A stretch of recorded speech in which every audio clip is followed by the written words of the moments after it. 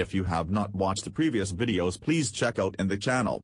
The video begins by showing the fourth Prince Han Yu and General Ji Wuai discussing recent events and the risks lurking above the Han Emperor. He questioned Ji Wuai of taking the responsibility of Prince Han Fei. The fourth prince then warns Ji Wuai of the risks of gambling for high stakes. While in the dungeon, Han Lian attacks Yang Lingji angrily but is not strong enough and soon upperhanded by Yang Lingji. Tianzi arrives and tells Yang Lingji to stop playing. He then sets a fire circle around Han Lian and teaches her the meaning of her name, that the red lotus is a flower of vengeance.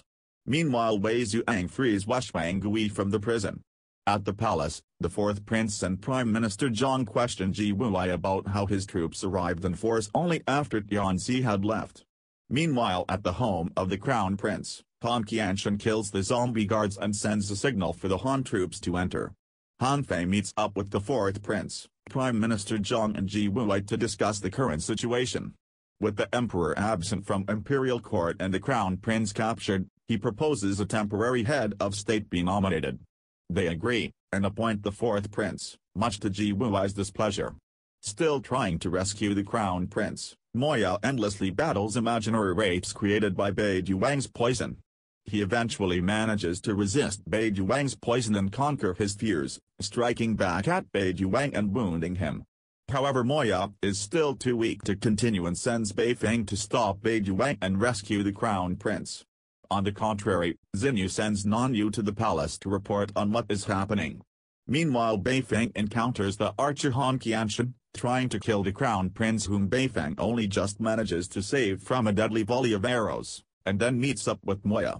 At the Purple Orchid House, Xinyu tells Sir Fang that Han Fei's plans have prevented both the crown prince and the fourth prince from ascending the throne.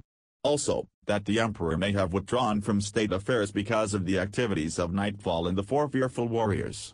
Later, Beauty Hu and Nanyu try to enter the palace, but are turned back by Lady Mingzhu. On the side of the lake, Bai Yifei's informant tells him that in Xianyang, Li Si has met with Zhang Go, a friend of Han Fei. Also, he does know the whereabouts of Han Lian, and says that Tianzi may be plotting his own strategy, greater than just knowing the secret of the reigning fire manor. Meanwhile, Han, along with Sir Fang, examines the ruins of the Cold Palace and deduces that Tianzi's purpose was to obtain information from the library about the gemstone of reigning fire, Ghost Army blocking the road and 7 mansions of the Azure Dragon to further his desire for the restoration of his land. On the other side, Wei Zhuang confronts the Bai'u, Wang Gui, Kushimo, Bai Juwang and Yang Lingji who have Han Lian as their hostage. Then Tianzi appears.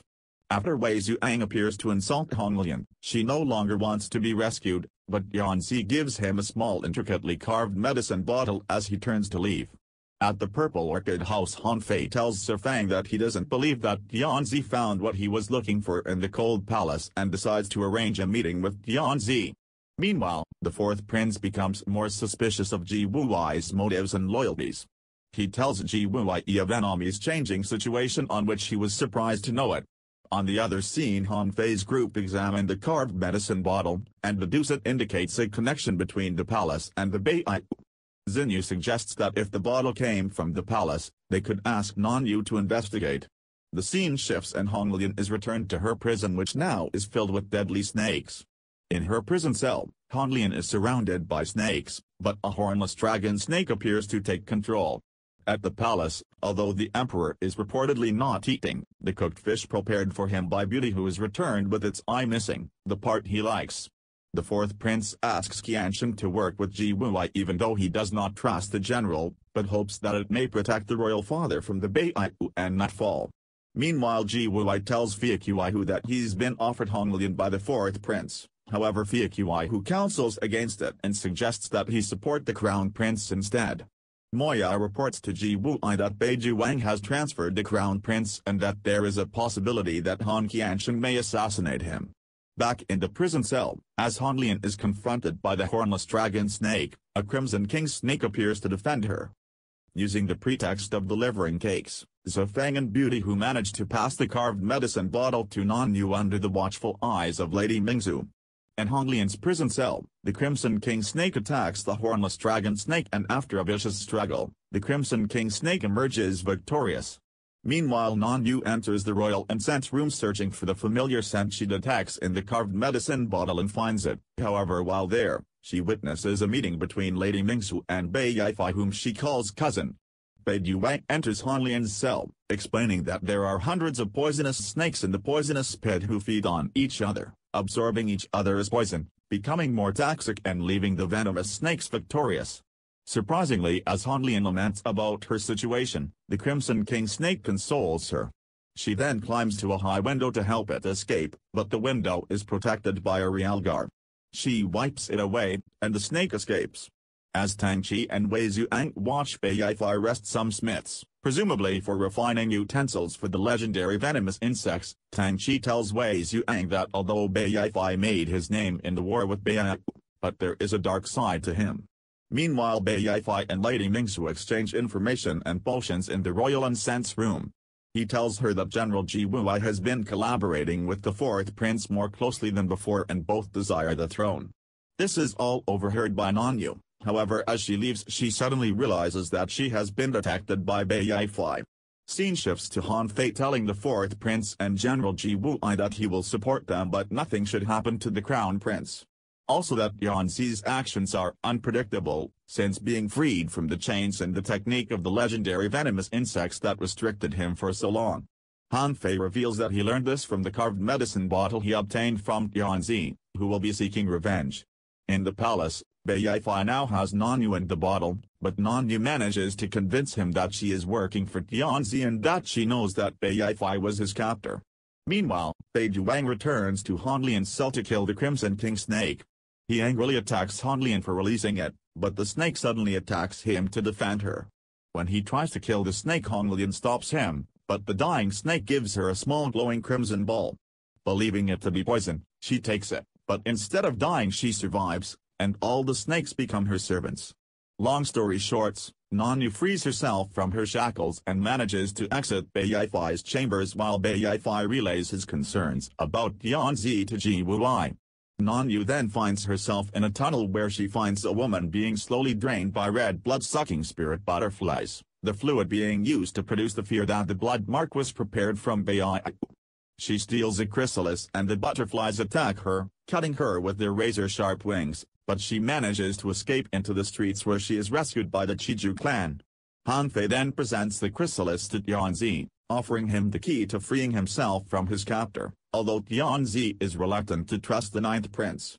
Han Fei wants both the crown prince and Han Lian in exchange for the chrysalis, but Yanzi says it's not enough and he is forced to choose one. Han Fei chooses the crown prince but then says he wants Han Lian as well. Wei Zhuang takes Han Lian from Yanling Ji, while Yanzi suddenly comes under attack from Bai Yifei using his icy crystals. Meanwhile, Wei Zhuang is attacked by Yanling Ji, Bai Yuang, Washwang Gui, and Kushimo. He uses both his sword and combat skills to deflect and thwart their attacks, then reminds them that he is not their real enemy. The Bai fighters then go to the aid of Yanzi, who is still under attack from Bai Yifei. From a distance, Han Fei sees the magnitude of the battle and is concerned about Han Lian. Wei Zhuang leaves with Han Lian, curtly telling her to return to Xinzan, but instead she follows him. She finds him suffering from a poisonous wound by Bai Yuang and she draws out the poison, but surprisingly he immobilizes her using her pressure points. After a snake approaches her and leaves, he softens a little towards her, but he ignores her pleas to unlock her acupoints. Later a carriage arrives and the attendants unlock Han Lian's acupoints and return with her. Meanwhile, as Han Fei and Sir Fang prepare to return to the palace with the crown prince, they see Bai Yifei returning with Yanling Ji as his captive. Han Lian arrives back at the palace, angry at what she considers Wei Zhuang's rude behavior, however she decides to forgive him. The Han Emperor is pleased at the return of Crown Prince and Han Lian, giving credit to both General Ji Wuai and Han Fei, although the fourth prince assigns all credit to the ninth prince, Han Fei. Wei Zhuang agrees to meet Han Lian in the cold palace to teach her martial arts. On his way home, the crown prince's carriage falls off a bridge into the water and he drowns in what is made to look like an accident. General Ji Wuai is furious as he believes this is the work of the fourth prince, Han Yu. Meanwhile, the Han Prime Minister goes to meet the envoy of the Qin Emperor, but finds the envoy murdered by Tianzi. Shortly thereafter, Qin troops appear, massed outside the Han Palace.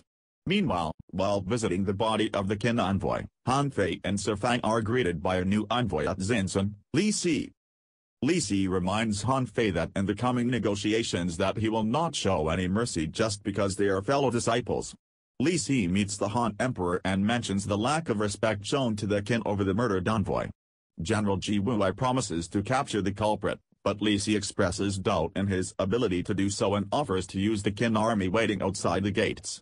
Bai Yifei however rejects the offer and insists the Han will deal with the problem, suggesting that if the Han and Qin are engaged in conflict, only the Chu will benefit.